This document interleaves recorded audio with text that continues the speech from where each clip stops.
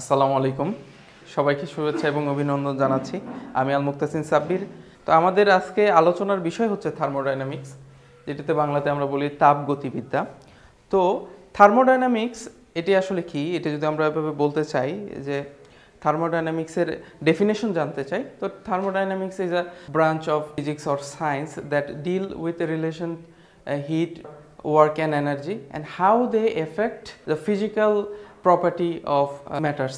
সোজা বাংলা কথা যে আমরা বিজ্ঞানের অথবা পদার্থবিজ্ঞানের যে শাখায় তাপমাত্রা, কাজ এই সম্পর্ক নিয়ে আলোচনা করা হবে, এদের সম্পর্ক নিয়ে, এবং তাপমাত্রা কিভাবে পদার্থের উপর কিভাবে প্রভাব বিস্তার করে, যেখানে এগুলো নিয়ে আলোচনা করা হয় সেটি হচ্ছে আমাদের থার্মোডাইনামিক্স বা তাপ গতিবিদ্যা। তো এটার আমরা ডেফিনেশন জানলাম। তো এখানে আমরা কি কি জিনিস কভার করব এটা আমাদেরকে একটু জানা দরকার।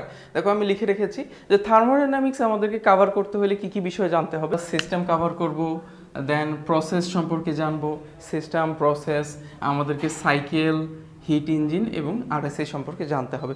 যেই প্রবলেমগুলো সলভ করার জন্য যতটুকু জানা প্রয়োজন আপাতত সেগুলো আলোচনা করব এবং বিশদ আলোচনা তোমাদের জন্য আমি রাখবো পরে ইনশাল্লাহ। তো সিস্টেম সম্পর্কে আমরা আলোচনা করছিলাম। সিস্টেম কি জিনিস? System is a part of a universe where the thermodynamics action are organised.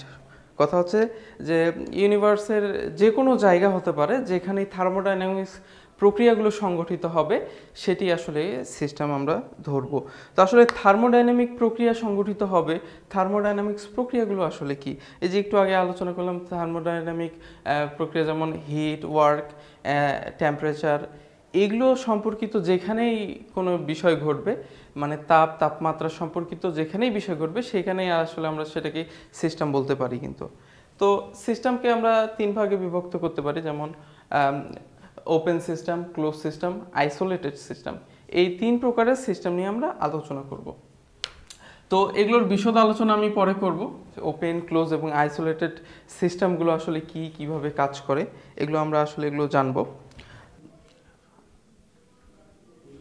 First ল, আচ্ছা, প্রথম সূত্রটা বর্ণনাই করে এনার্জির পরিবর্তন নিয়ে। হ্যাঁ, তাপ বা এনার্জির পরিবর্তন নিয়েই আলোচনা করে তাপ গতিবিদ্যার প্রথম যে সূত্রটি রয়েছে।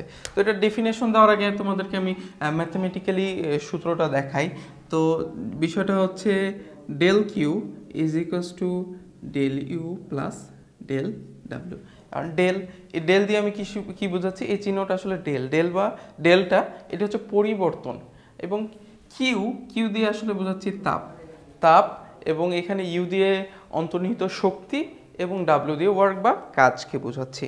তো সূত্রটা এরকম যে থার্মোডাইনামিক্সের যে ফার্স্ট ল সেটি আলোচনা করে এই বিষয়টা নিয়ে যে কোনো একটি সিস্টেমে যখন আমরা তাপ প্রয়োগ করব, এই সিস্টেমে যদি আমরা তাপ প্রয়োগ করি, এটি দুই অংশে বিভক্ত হয়ে যায়।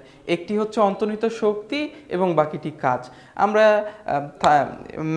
মেকানিক্যালি অনেক কিছুই জানি যে আসলে ইঞ্জিনে যখন আমরা কোনো তাপ প্রয়োগ করি, পুরো তাপটাই কিন্তু কাজে রূপান্তরিত হইতে পারে না বা সম্ভবই না এটা।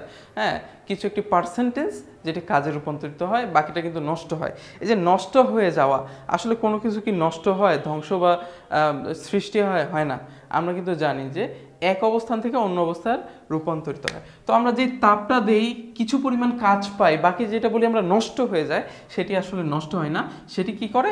অন্তর্নিহিত শক্তিটাকে প্রভাবিত করে। তো সূত্রটা এরকম, del Q is equals to del U plus del W. অর্থ কি?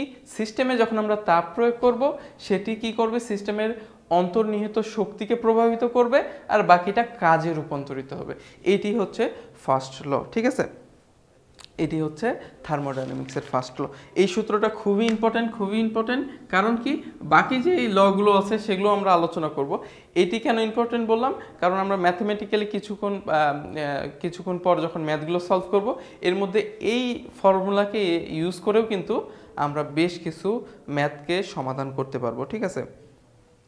তো the first law of thermodynamics is a statement of the conversation of energy. First লটা কি করে? যে এনার্জির পরিবর্তন সেটাকে ডিফিনিশন করে, ঠিক আছে? নেক্সট প্রসেস, সাইকেল, এগুলো সম্পর্কে তোমাদের সাথে আমি আলোচনা করব, এবং এই চ্যাপ্টার করতে আমাদের কি কি ফর্মুলা লাগবে, ফর্মুলাগুলো দিয়ে আমরা ম্যাথের দিকে আগাবো ইনশাল্লাহ।